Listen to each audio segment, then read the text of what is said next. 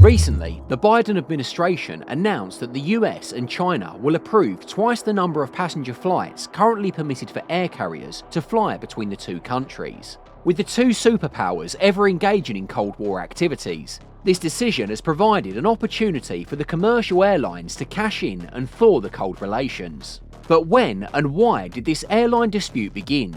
How did this new decision come to be? And how is it being received by the airlines? And what does it mean for the years to come? Stay tuned as we probe and answer these questions with you.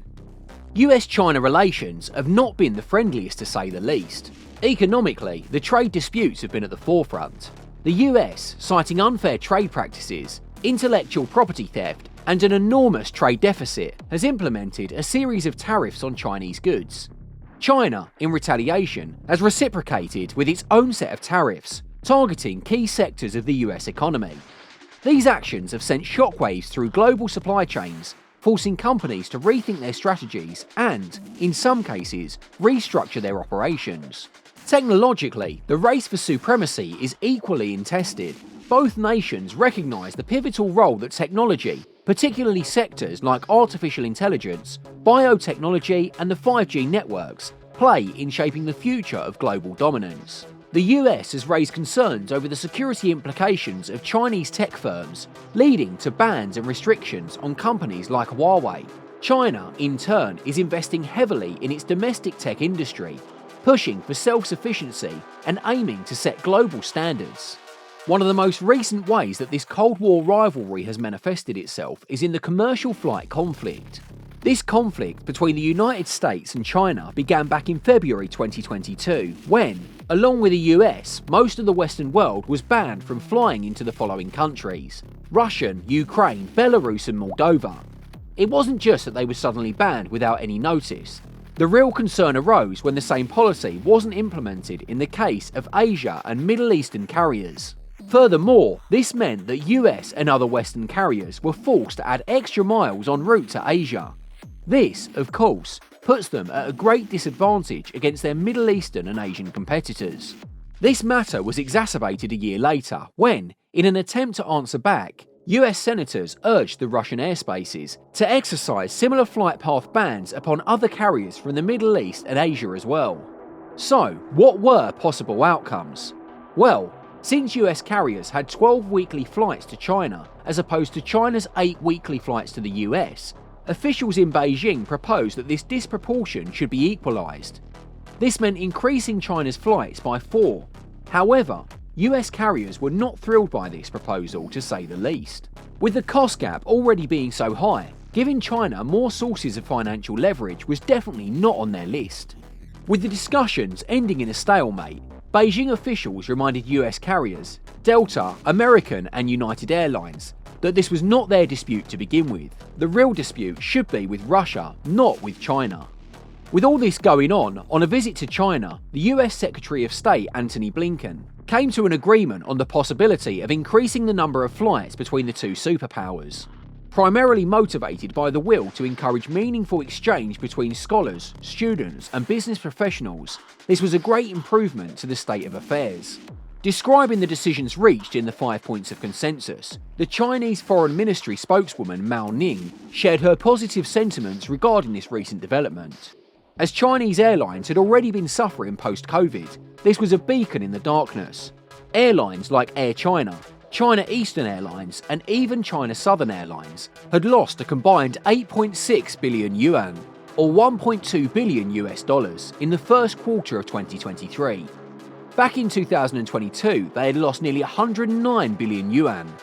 Fast forward to August 11, the Biden administration announced an agreement of doubling the numbers of commercial flights for the winter season. These additional commercial flights seem to be leveraging the increased recent demands for travel in the Asia-Pacific region.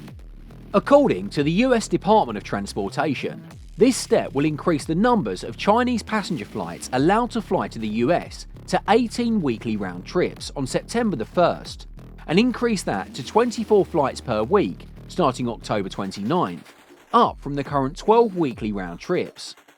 Similarly, it is expected that Chinese government will be entertaining a similar request of the American carriers.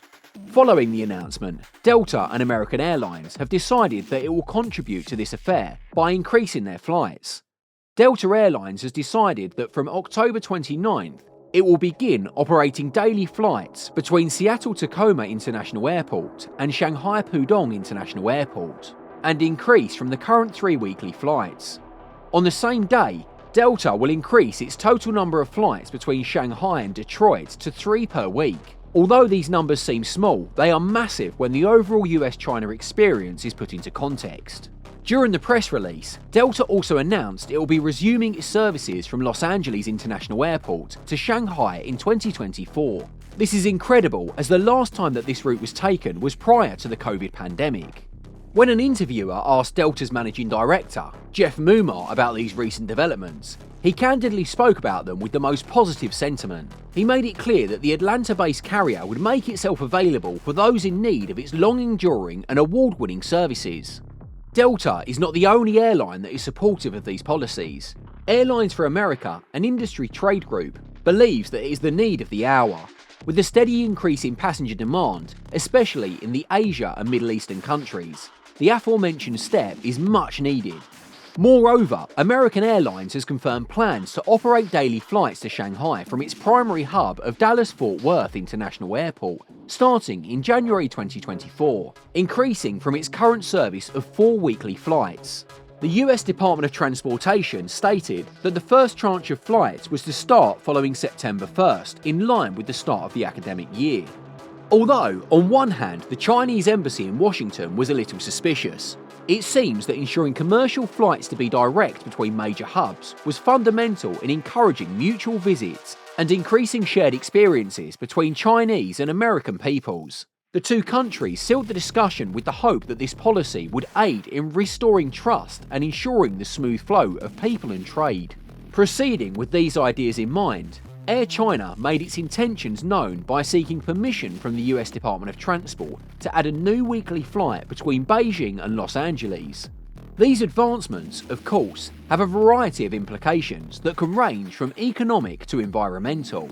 One of the most palpable implications of this increase in commercial flights is the economic boost it will bring to both countries, since both were crushed by COVID restrictions, leading to losses on both sides of the Pacific Ocean in the billions of dollars. According to a Nomura report, fewer than 6% of the US-China flights that existed in 2019 have resumed. Moreover, data from flight tracking app Flightmaster shows that flights to North America, including to the US and Canada, accounted for only 1% of the total international flights operated in the week of June 12th to June 18th.